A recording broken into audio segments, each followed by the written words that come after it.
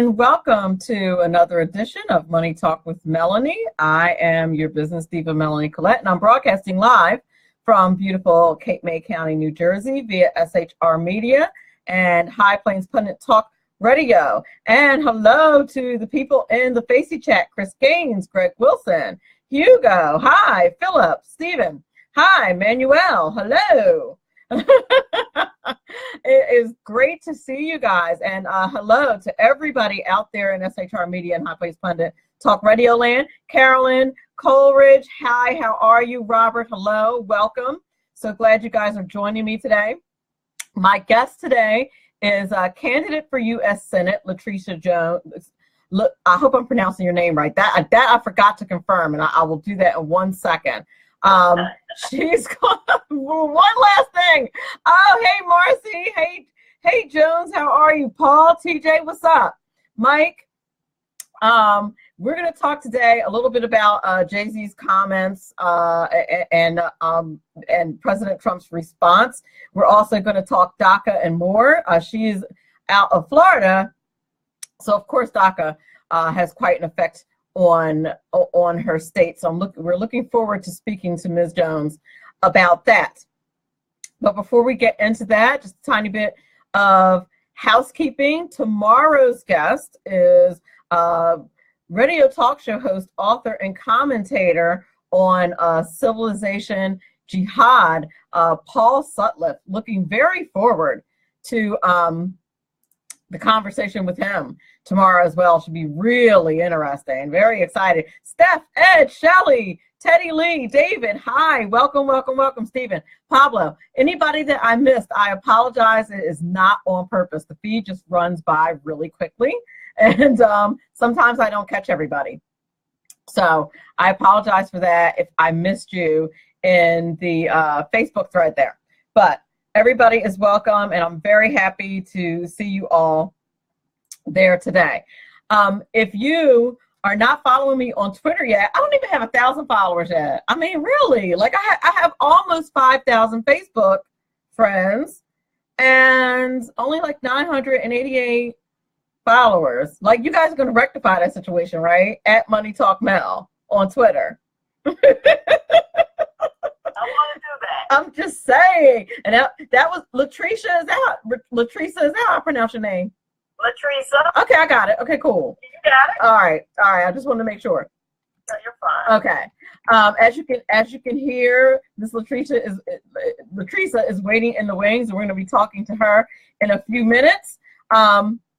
You can also follow me on Google Plus, on Pinterest, Money Talk with Melanie. You can find me there. Follow me on Instagram at Melanie T. Collins.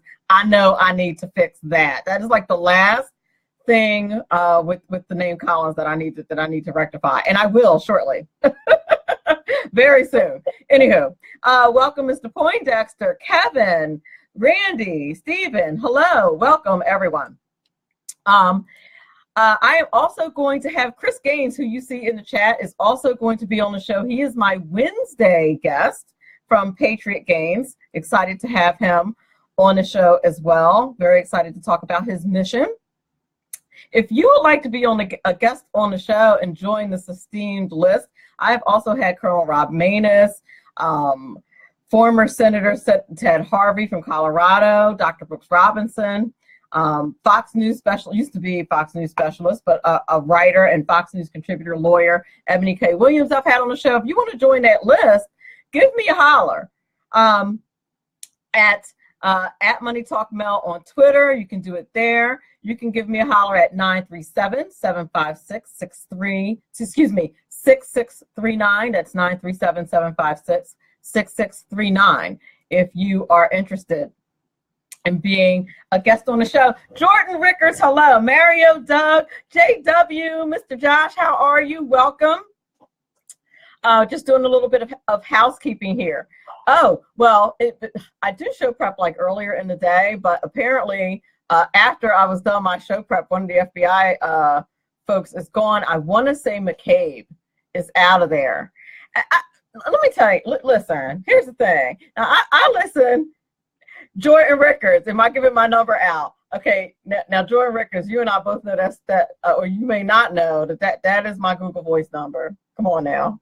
No, no, that's not my cell phone number. That is the Money Talk with Melanie Google Voice business line is what that is. Because yeah, no. But instant message me. You know, me and you cool, you local. It's all good. We can make that happen. But but anyway, yes, it was McCabe that got kicked out. Hey, Ron Edwards. Ron Edwards from the Ron Edwards Experience, by the way, is in the chat. A radio host in his own right. His show actually comes on just before mine, the Ron Edwards Experience on SHR Media. You should definitely check it out. And during our first break, you will hear a brand new page from Ron Edwards' notebook. So you definitely want to check that out. It's always stellar. And I never, this is probably dangerous, but I like never play them before the show. Like, I don't play them before the show. When I get his notebooks, like, I like it to be a surprise, and they are always so enjoyable. They are always just so great. So I'm just as excited as you guys about the new page in the Ron Edwards notebook. You will not be sorry. Trust me. And I need this coffee. I was giving midterms all day. Just like, remove sharp objects out of my classroom. I cannot take it. I was grading it and given a midterm, like just really, I can't. And then we had like a meeting about how to be more effective with our freshman students. Don't get me started. Don't get me started on that. Let's talk a little bit about cryptocurrency, since that is one of you guys' favorite topics. This is not fantastic news, particularly if you had an account with CoinCheck. They had a major theft, the biggest crypto theft ever, at $530 million. Now, apparently, and that's surpassing the $400 million that was stolen from Mt. Gox back in 2014. And this is a report according to Bloomberg. That is not good news. And by the way, speaking of cybersecurity, what a nice segue. I wish I had planned it. Mike Fitzpatrick from NCX Group is going to be a regular. He's our cybersecurity expert. And we just nailed down today that he is going to be a regular on Money Talk with Melanie, talking all things cybersecurity and of course, money. And there's tons to talk about there. And he will be on the first Wednesday of every month. And I believe that is starting February 12th. So, because I think I might be busy the actual first Wednesday. Don't hold me to that. I'll definitely get back to you guys on that. But to let you know for sure, but it is the first Wednesday of every month that Mike Fitzpatrick is going to be a regular on the show. So I'm very excited about that. Hello, Dwight. Hi, I think you're new to the role, to the chat role there. Hello and welcome. So I'm excited that Mike Fitzpatrick is going to be on the show, but cryptocurrency, because we want him to explain how cryptocurrency gets robbed, and he can tell us that very thing. I guess I would be wrong if I didn't talk about the Grammys. My mother would probably kill me, because her favorite singer, Bruno Mars, apparently dominated. I don't really watch the Grammys anymore. It's just, I guess I'm getting old, because like it's just mess to me at this point. But Bruno Mars cleaned up and Jay-Z got shut out. And all Jay-Z's fans are like really mad, apparently. That's what I mean, the internet said so I'm sure it is true. but I'm sure my mama is very happy that her boy, who she, anyway, that's I don't want to tell my mom's business, but she really, really, really loves Bruno Mars. Like, he should probably get some kind of protection order or something. But anyway, you're listening to Money Talk with Melanie. I am your business diva, Melanie Collette. Our guest today is Lateresa Jones, U.S. Senate candidate 2018 for Florida, and we will be back in a couple of moments.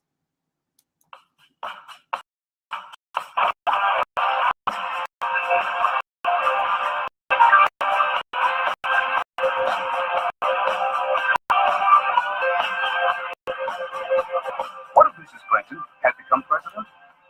Hello, I'm Ron Edwards. On today's page from the Edwards Notebook, I shudder to think of how dismal our lives would be with a Mrs. Clinton administration. For starters, God-given rights that are recognized in the United States Constitution and Bill of Rights would be under an assault far greater than what occurred during the Obama regime.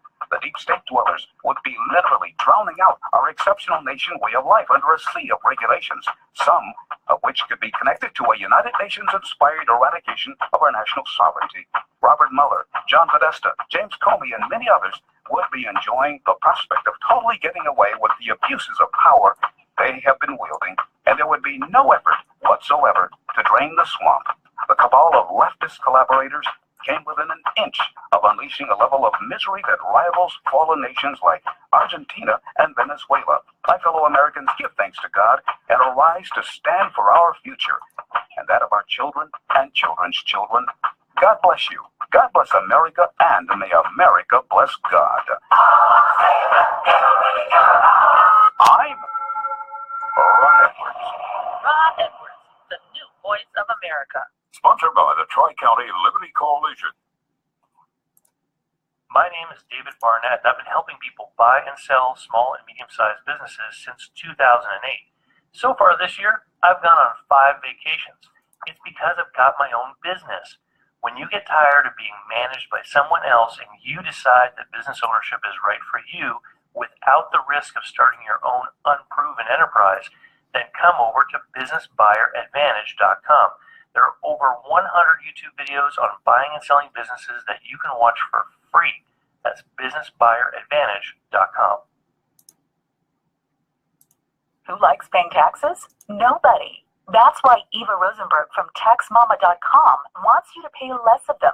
Read Small Business Taxes Made Easy and learn how legally hiring your spouse and children can slash your taxes. Learn how to set up a business plan that minimizes taxes, the benefits of setting up an exit plan, how to avoid getting audited, and how to legally increase your deductible expenses with better record-keeping techniques. Don't let the IRS squeeze you out of every penny. Visit TaxMama.com. Click on Ask a Tax Question to get free answers to your tax and business questions. That's TaxMama.com. Welcome back. You're listening to Money Talk with Melanie. I am your business diva, Melanie Collette, and my guest today is Mrs. Lateresa. Come on, Melanie. Lateresa. I swear to you, it's only coffee. I promise you all, it's just coffee. Mrs. Lateresa A. Jones, candidate for U.S. Senate out of Florida. Welcome. How are you, ma'am? I'm fabulous. How about yourself? I am fantastic, and welcome to the show. I want to thank you for being here today. Before we get started, I'd love for you to give the audience a little bit of your bio. Tell them a little bit about yourself. Well, gosh, where do I start? Well, of course, my name is Lateresa Jones. Originally born and raised in Detroit, Michigan, on the east side. Yes, I am her. But Florida has had my heart probably for the last 12 to 15 years. I am a business owner, an entrepreneur. I'm a mother. My husband and I have 7 kids, and we have 5 grandkids. And I can honestly say I'm proud to say that they are productive citizens in this country as well. Let's see, what else about my own self? I talked a lot about my background because it actually is how I became who God has made me to be in reference to my journey in life. Because I've realized at 54, you have to go through a journey in order and have some experiences in life in order to be able to share those things with people, in order to be able to really stand for something, because experience is a big teacher. Throughout my childhood, I cannot say I grew up poor, because I did not. Went to private school. My family is a very well-to-do family as well. It's so ironic. In my family, we're strong Democrats growing up. So yeah, no, it wasn't a nice thing when they ask you at a family gathering. So you're a Democrat or Republican? I am a registered Republican. Let's see, what else can I say about myself? I've published a few books as well. I have been in business for myself. I still am in business for myself also. and I continue to move forward. I consider myself a world changer, and that's who I am today. Just because of the journey that God's taken me through. I shared with you a little bit earlier. A lot of people don't look at, when you're a candidate, they look at what they see. And it's unfortunate because they don't go back to what brought you to where you are. I was a victim of child abuse at a very early age. I can remember trying to commit suicide when I was about 10 years old just because the abuse was just so, it was just too much for me. But God saved me for a reason, and I believe it was this reason to run for U.S. Senate as well. Dealt with domestic violence. I've always been a reader. I actually was reading chapter books by the time I was 7 years old. So I'm very informed in reference to a lot of things. I consider myself a good parent, especially when I start healing, finding out what healing is about. When you heal yourself, you know, you kind of deal with those issues. But the most important thing, you know, I was very angry with God during my younger years. And I say my younger years because at 50, 40 years old, you know, I'm at a half a century now. Thank you, God, for that. And I feel proud about that because that's a good place to be. Because then you know what you like, what you don't like, and you know what you need and what you don't need as well. Amen. But, and those are just some of the things about who I am. I'm very active in the community. I always have been. I volunteered in a lot of organizations. I sponsor a lot of things as far as for inner city kids. I do a lot of talks in our communities about abortions, about just different things that people are not informed on because I see this. And information is the tool and not necessarily the Google tool that we need. We need information in our communities. And that's what I try to provide as well. So that just tells you a little bit about who I am. Did I leave anything out? I don't think you left anything out. You did a good job. Nicely done. Nicely done. Very nicely done. And so your run for U.S. Senate, as you mentioned, has to do with you feel as though you were commissioned by God so that you could help the kids. What are some of the things that you're planning to do? What is part of your agenda there in Florida? Part of my agenda, well, most people just remember for a U.S. Senate seat, you know, they call that's a big boy seat because I get to, it's only 2 in every state. And I get to vote on laws and amend things in this country. And those are some of the things I think we have to correct from the past. You know, everybody wants to continue to move forward, but you have to deal with what the core issues are and has been in this country. I think it's some things in our Constitution that has to be amended as well, or even eliminated. But my biggest issue is to support the president's agenda because it's in the best interest of Americans first. And that even goes for Florida also. When you and I were talking about DACA, for example, you know, about it, it's almost 75,000 of those DACA kids here in the state of Florida alone.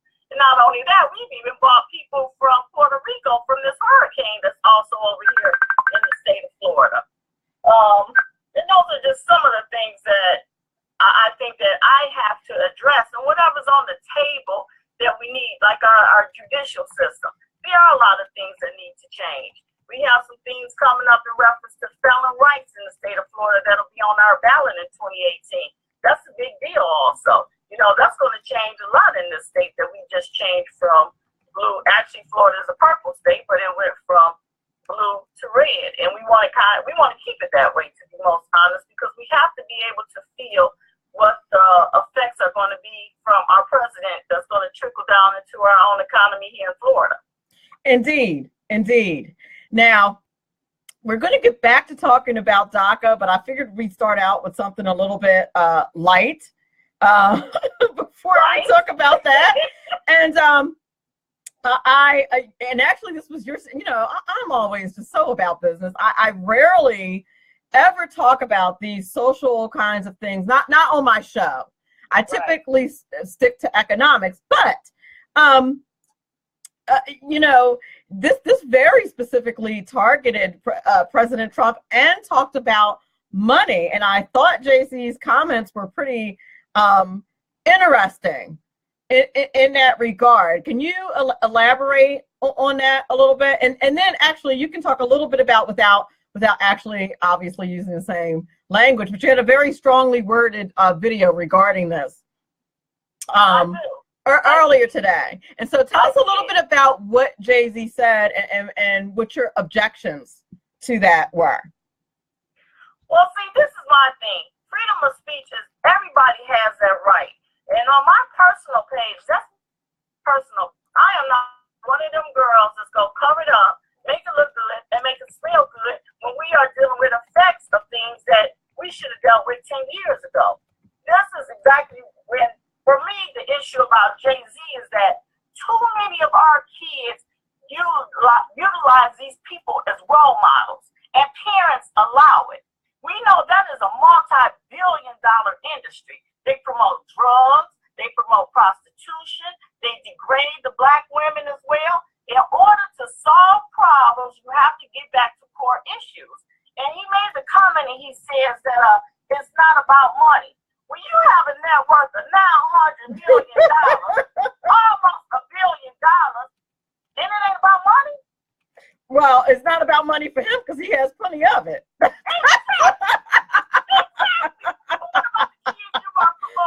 What about this music you guys have been promoting? And what bothered me the most about this is that we have not even taken a stand because that music, it goes across, it crosses barriers. It affects everybody's children. And we've gotten to a place in society whereas it has been okay.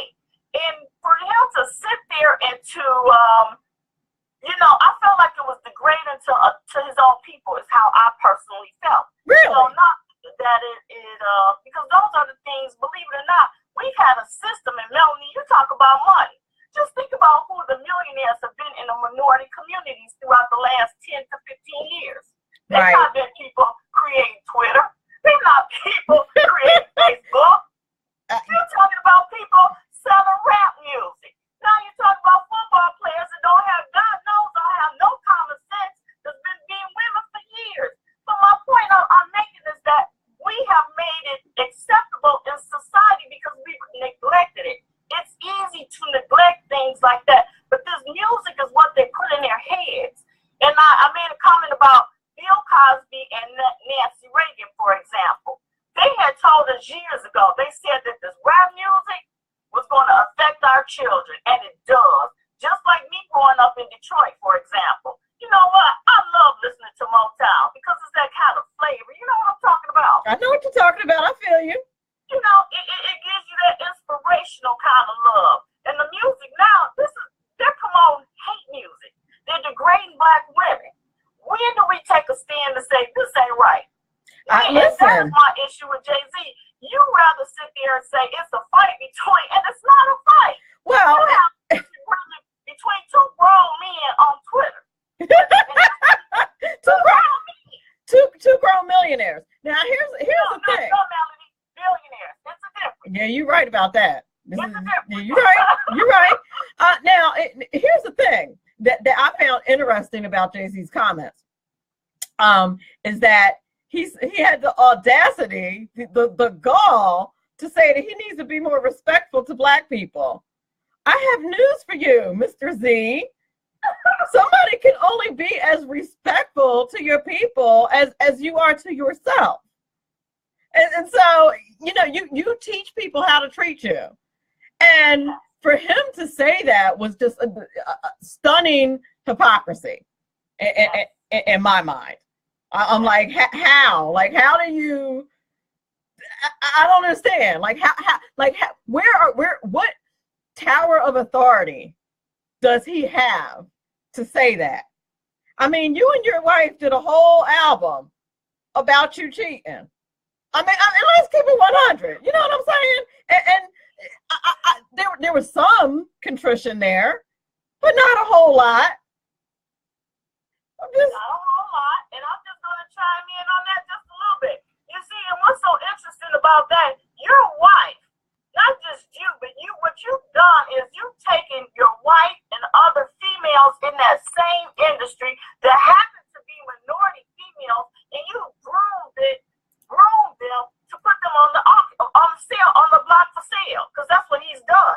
If you notice, think back about when Beyonce's dressing started changing. It's when she got with Jake, as they would call him as well. Mr. Z. You know how degrading that has been. and you're absolutely right. It's calling the kettle black, but what he has done, he does exactly what everybody else do. They start making a certain amount of money. Now he's already there. So now you can say all these foolish things that you say. But you weren't saying that when you were out there taking that money from Hillary Clinton to go out there and stand in and say support her for president either, now was he? No, and here's the thing, lead by example. I mean, he is a person who is at this point an icon in the I really detest the phrase black community. That's a show for another day.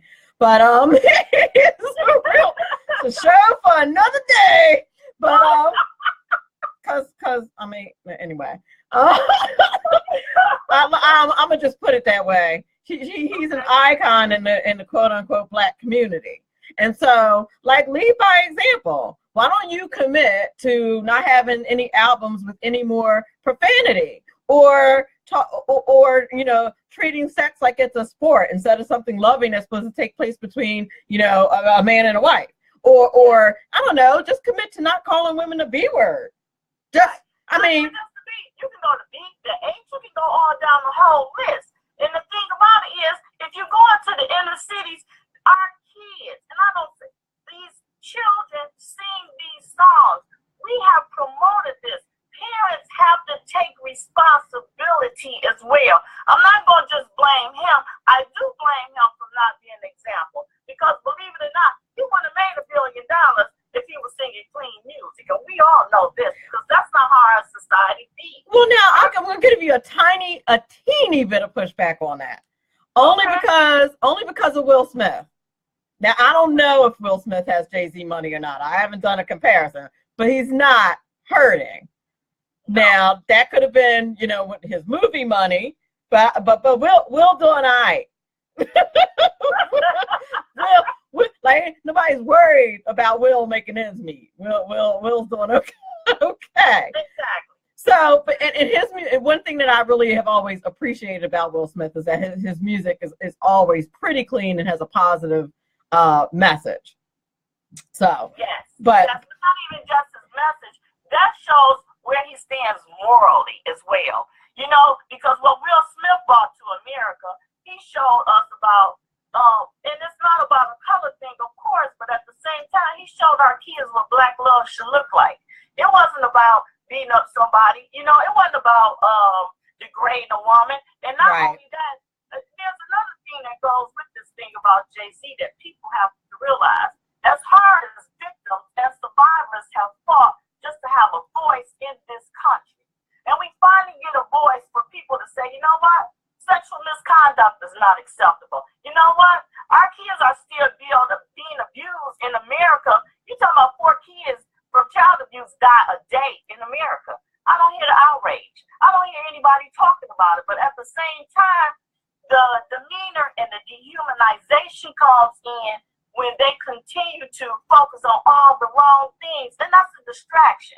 In some countries, they call it propaganda. Oh, yeah. You're right. You're right. Yeah, I mean, and it upsets me. It upsets me because you're taking what about all these other voices out here? The real victims that's out here, because there are a lot of victims, even in the video industry. Nobody's talking about the number of women that's turned out on drugs and want to get these girls, they're drinking alcohol, they're taking pills. We have an opioid crisis going on out here in this country. And those very rappers are the ones sitting out here, like Molly, popping Molly, when they're going to the club. It's the truth. It is the truth. It is the truth. Now, Woody, I have to ask you, I would be completely remiss if I didn't ask you about President Trump's response, because he's the master troller. I'm just saying. He is. Yes. I've gone on record several times saying that I'm not a huge fan of the tweets. I'm really not. But I thought his response to Jay-Z was pretty good. You know what, Melanie? I love President Trump. You know why I do? And I say this too, and I constantly say it because he's authentic. I don't like, we have been such a people that likes to be grown to make things look good and to tell people what kind of words they should say, words they could not say, and all those other kind of things. He's honest. I like honesty. I want more honesty, and I feel like that's why we're dealing with what we're dealing with in the government now, because we've been so selective. You know, people have to have $100 million to run for office, or you know, they need a certain type of a look or something like that. When that's not what this country was built on. Not at all. Listen, that's very true. And if President Trump has done nothing else, he's opened up the field and kind of made it, you know, emphasize that, listen, not that he's not already very successful, but there used to be a narrative that you had to be a certain thing to run for office. And particularly if you're going to run for the presidency of the United States, you had to have all this political experience. You had to have, there was just this set of things that you had to have, and he just blew that completely up. Yes. And there certainly is something to be said for that. But for I just found it stunning that for Jay-Z to she poo-poo, you know, black unemployment down lowest in 18 years. Like, how do you, I don't know how you overlook that as being something positive and say like, but he needs to be nicer in his tweets to black people. Like, to me, it just makes no sense. I mean, and economic freedom, it is the key to freedom. That's freedom. Nobody should know that better than Jay-Z. to be quite honest with you.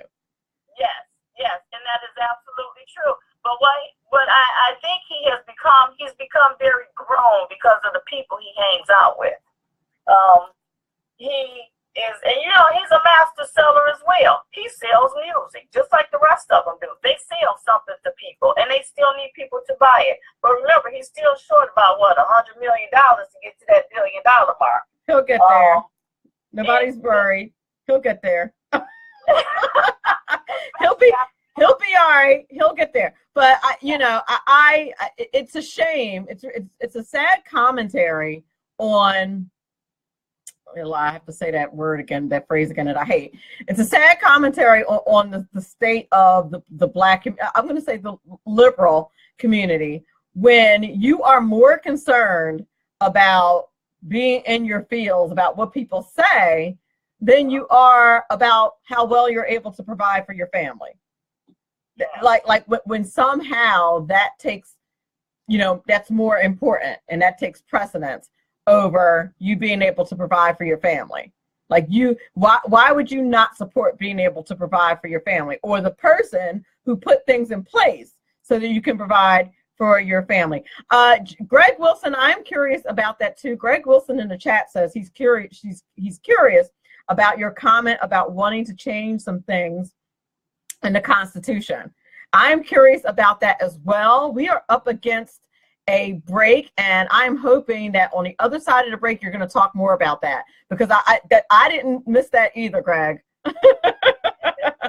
You said there's some things that you were wanting to change. I was like, oh, that's going to be interesting. So when we come back on the other side of the break, we're going to talk about what things you'd like to see change in the Constitution and why. You're listening to Money Talk with Melanie. I am your business diva, Melanie Collette. My guest today is Mrs. Lateresa A. Jones. She's a candidate for U.S. Senate in Florida. We'll be back in a couple of minutes. Welcome to this week's Money Talk Minute with your business diva, Melanie Collette. While companies are feeling generous due to the Trump tax cuts, this week is a great time to talk about ways to bump up your income. First, when getting a new job and negotiating your salary, get the company to name the figure initially. If you give away your current pay from the door, you won't know if you're aiming too high or selling yourself short. Getting a potential employer to name the figure first will likely get you more money. Second, negotiate for benefits. Companies will negotiate things like work hours, your official title, vacation time, how much leave you get, even the projects you'll work on. Last, discuss your salary in terms of company needs instead of your wants. Your employer wants to keep a good employee. So if you're negotiating for a raise, focus on the value that you bring to the company. That's all for this week's Money Talk Minute. I am your business diva, Melanie Collette. Remember to listen to Money Talk with Melanie, which airs Monday through Friday, 5 p.m. East and 2 p.m. West on SHR Media and High Plains Pundit Talk Radio. Hello, I'm Tim Hart. I'm the guy BZ hires due to his shameless contract with the SHR Media Network to voice his promos. He'd like me to tell you that the Bloviating Zeppelin's Berserk Bobcat Saloon radio show can be found on SHR Media Network, Spreaker, and YouTube every Tuesday and Thursday night at 11 p.m. Eastern and 8 p.m. Pacific, featuring right thinking from a left brain and doing the job the American media maggots won't. You'll find that the speech is free, but the drinks are not. There, in the saloon, just when safety pin manufacturers are running out of metal for the diapers of the leftists, BZ is sending his personal drones of freedom into the wheelhouses and ossicles of lovers of sovereignty and liberty nationally and globally. Broadcasting behind enemy lines in occupied California, BZ swears that no rights were harmed in the making of this promo. Power brokers use corrupt politicians, deceptive Islam, and lies from establishment media to turn the once shining city on a hill into the city of the blind. What do the elites fear? One man with a cane. I'm Dave Milner. Join me at SHR Media, High Plains Talk Radio, Spreaker, iTunes, and YouTube for a different kind of commentary on the unpleasant blind guy. Because truth is not always pleasant. Welcome back. You're listening to Money Talk with Melanie. I am your business diva, Melanie Collette, and my guest today is U.S. Senate candidate from Florida, Lateresa A. Jones, and we're having a very interesting conversation. The last block we talked about Jay-Z versus DJT, and I think we can all agree that when it comes to Twitter, President Donald Trump is the ultimate troll.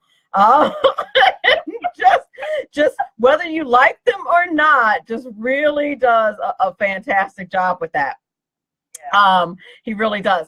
Before the break, though, a couple people in the Facey chat asked about things that you think that should be changed in the Constitution, and we wanted to pry a little more into that and ask what those things were. What do you think? Let's start with what you think might be removed from the Constitution. One of the things I think that Islam cannot be acknowledged as a religion in this country. That's one of the things. I think that we have to address these issues because we are living in a different day, a different time, and I think that is something that we have to make sure that we take power away from. So Islam would be one of the things that we do not address it as being a religion. That's one of the things I think that. A lot of things that also needs to change is that we need to give more power back to the states. Let me not let that Islam thing slide for a second. So how do you see that playing out? Because of course because of the First Amendment, we do have religious liberty. So on what basis do you see us changing the Constitution that does not provide a slippery slope for Christians? Because anytime I hear changes to the Constitution regarding religious liberty, it is always going to affect Christians. I think it does. I think it's always everything. Right now, for example, we're Christians, and is it a good thing to be a Christian right now? We're being affected. We're being attacked. Actually, do I think it's going to be an unfair thing? I can't say it's going to be unfair. I think it's going to constitute to us how are we going to continue to keep our country safe. That's what this is about. And in the original Constitution, was Islam even identified? This was about Christians. Now all of a sudden, every religion has a right under the United States Constitution. When do we have limits to that, Melanie? When does that actually stop? How do we get control on what's going on in our country? I'm not for taking anybody's rights away, but I am for protecting Americans first. I am for that. I can understand that. The only thing that I'm thinking is it's going to be very hard to distinguish in my mind. It's going to be very hard to distinguish Muslims that do not practice violence from Muslims that do, and how you're going to be able to make that distinction.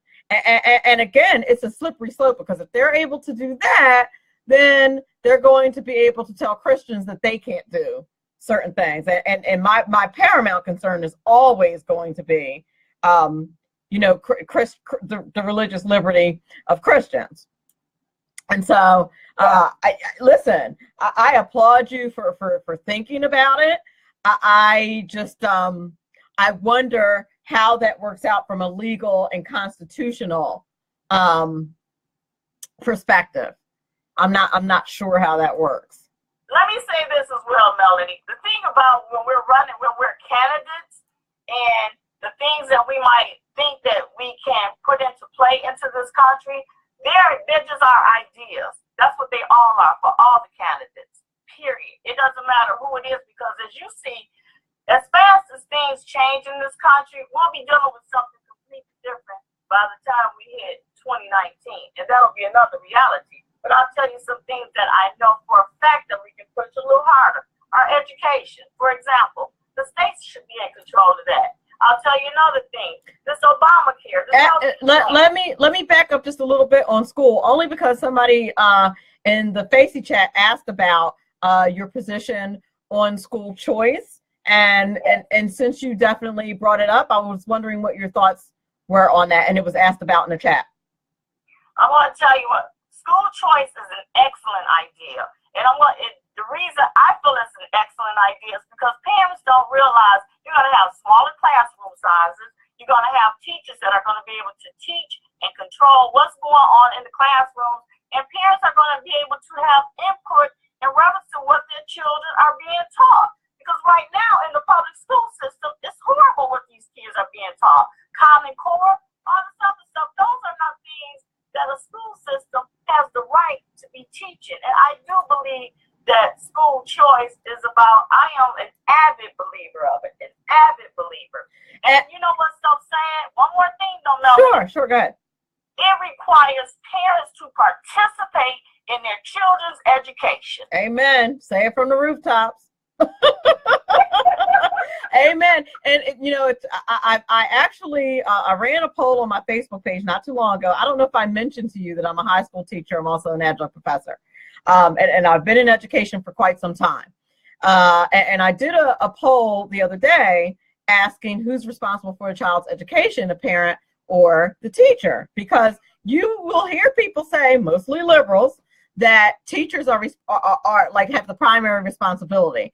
Now, what I didn't reveal is that I did my master's thesis on the importance of education. Got an A, by the way, just saying. 25-page paper. But on the importance of parent involvement in education, and designed a program behind Title IX and the whole nine.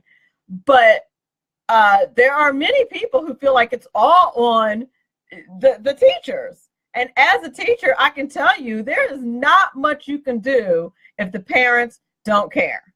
Now, somebody, the teacher can't take away your cell phone until you get all your homework done. A teacher can't, make sure you don't go out on the weekend. A teacher can't administer corporal punishment. Do you know schools are not even allowed to make a kid write 100 times? I will not use bad words in class. That's considered corporal punishment. Teachers have very little control. And so, parental involvement is just it is paramount. It's so important. What do you think about, this comes up because somebody suggested this in the thread on that poll that I did. Somebody mentioned that maybe we should be incentivizing parents by perhaps offering a gift card or something like that for parents to come to parent-teacher conferences. Is that something that you would advocate, or do you think that parents should be incentivized by, I don't know, their education being important to their kids? Can I chime in now? Absolutely, go. I think that's the most ridiculous thing I ever heard. Me too. And why is it? I'm going to tell you the truth. You know what? This is part of the problem right now in our society.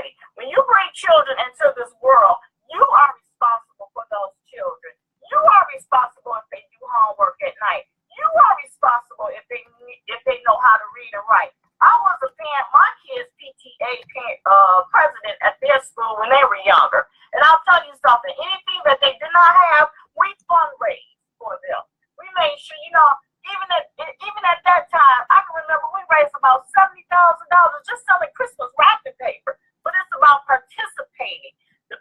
The teacher's responsibility is to do a job. That's to come to the school, to teach the children, and that's what that is the role. But now the parents want the teachers to be the babysitters, the disciplinarians. They want them to do their job. It's true. That's why we are in the society that we are in. Because this is not about the deal about parents is that they don't get handbooks. And I understand that very well. Very much so well. But at the same time, we have a responsibility. How our children behave, that's our responsibility. Their morals, their values, that's our responsibility. What we teach them at home is what they're going to the world to do. How they treat their teacher. And what bothers me the most about that whole conversation is the fact that what about the children that go to school, that do their work, and you have these other children that's very disruptive, and you pulling them off the class. They're taking time from our children learning. Yes. That bothers me. That bothers me a great deal. We have to take responsibility. And if they listening to Jay-Z all night long on their cell phones, you know what I'm saying? Yes, I do. These are things that are parent issues. And because and see, I'm not a person that like to use the word liberal so much, but that's the reality of it. That's what they're teaching these children. Let somebody else raise that's what they're teaching the parents. The parents think that everybody else is responsible for them. It's just like earlier when I was talking about it. Nobody is responsible for whether we like seeing the Black community or not, us but us. Nobody's responsible for your household but you. And that is the reality. Unless you're breaking some laws and doing some things wrong, now we got a little different, it's a different consequence to that. Certainly. But parents are the example. Jay-Z shouldn't be your role model. Right. Not your role model. That is the triple truth. Now, let me ask you this. Is there a particular type of school choice that you prefer? Do you like school vouchers? Do you like a more private school, more funding for Christian schools and more homeschooling? Is there anything that you prefer, or would you rather see the field just really wide open? I think that we have to start, I would like to see it wide open. I'm going to tell you why. Each child has a different need. And what we've been doing is we have been putting all these kids together thinking that we can teach one kind of way and it's going to meet their needs. It's not going to. We have to address the needs. There's something else going on in the schools. Look at the amount of children taking pills, Ritalin, all these other kind of drugs. Those are things that they affect these kids for a lifetime. It affects how they learn. It affects their behavior as well. So I think parents should have a choice because that's what this country is built on. It's about choices. And when we start talking about private schools, if we have vouchers, do I agree with vouchers? Well, I went to a Catholic school, but that was a choice. And that was because my family could afford to send us there. And that was what that personally was about. But I think that if we have choices, parents should be able to, and the thing is, we probably need some schools for parents to teach them how to be better parents, to be most truthful. You know what that is hilarious that you said that, because I was thinking about that on my way home today, and I was thinking to myself, what should happen if a kid fails for the marking period, not like one class, but like overall is failing, the parents should be forced to take a class. Yes.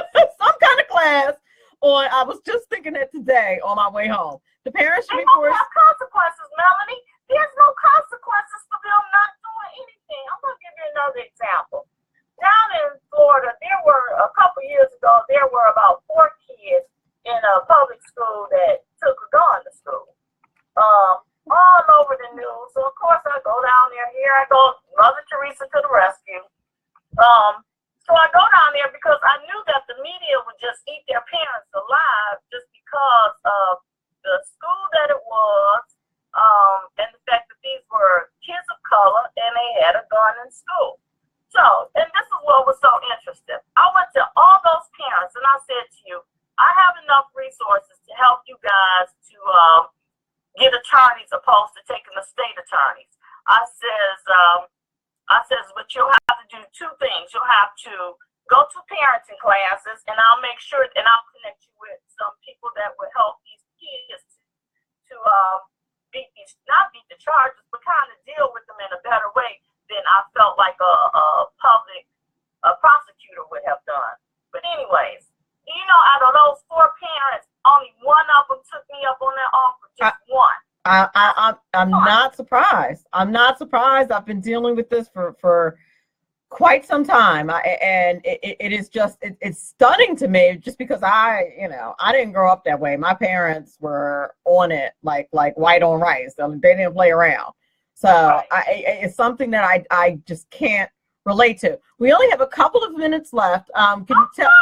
No, that's not I'm just letting you know. You did nothing wrong. You've been fantastic. No, you're good. But I want to make sure that the audience gets an opportunity to find out where they can find you and any ways that they can support your campaign. Yes. I like to go to LateresaJones.com. That's my website. They can, of course, make campaign donations, because that's something else that we didn't have the opportunity to talk about. You see, I'm in a big boys race. They're expecting somebody to get in this race with $100 million that's already a billionaire. But anyways, oh yeah, it's serious. But anyways, my website is LateresaJones.com. They can send me emails. I'm not really taking a lot more friends on Facebook, but they can also visit me on Facebook, because I do have a page on Facebook for Lateresa A. Jones, U.S. Senate 2018, which is on Facebook. Go to LateresaJones.com. Send me some, questions, comments. I'm very open for that, but I am about changing the world. I'm about God's business. When God puts you in a place to do something, people don't always like it, because most people don't like the truth. They like things to be covered up, smelling good. Ask Jay-Z. See, somebody asked me what party you belong to. I already know, and you said it, but somebody who joined the chat late, you want to say it loud and proud? What party you're from? What party you're? I'm a Republican. Amen. Yeah, and we've always been Republicans, Melanie. And I'm a Republican because of the morals and the values, not just because. And not just that, I supported our president. I'll continue to support our president. And who can go to DC and help them fight besides me? There you go. There you go. Well, I want to thank you so much, Mrs. Lateresa A. Jones. I just put in the Facey chat GOP into his house in honor of Mr. Z. I'm just kidding. But